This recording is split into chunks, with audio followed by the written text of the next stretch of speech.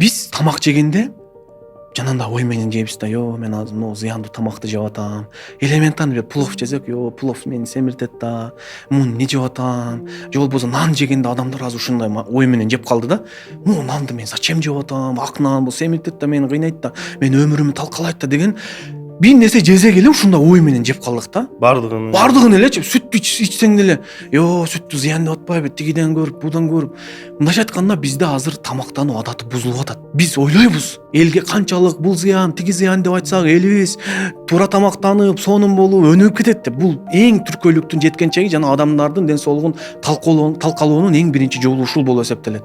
Тиги зыян, урматтуу катталуучулар, колбаса жебегиле, колбаса аябай зыян экен деп мисалы чыгарып берсек ушундай роликтерин, врачтар, нутрициологдор, азыр российский нутрициологдорду аябай көп көрүшөт биздин элчи, могу Бишкектегилер, башка жактагылар көрөт дагы, кофе ичпеш керек экен, ошонун баарын көрүп туруп тамактануу адаты бузулат. Анан ал бузулганы эң жаман нерсе, аны жебей койбойт, аны жейт.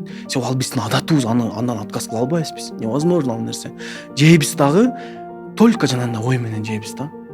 Мен жаман нерсе жеп атам, зачем ушуну жеп атам? Кыйналуу менен, көрдүңүзбү? Ошентип даже биз тамак жегенибиз бизге стресс алып келип атат да, көрдүңүзбү?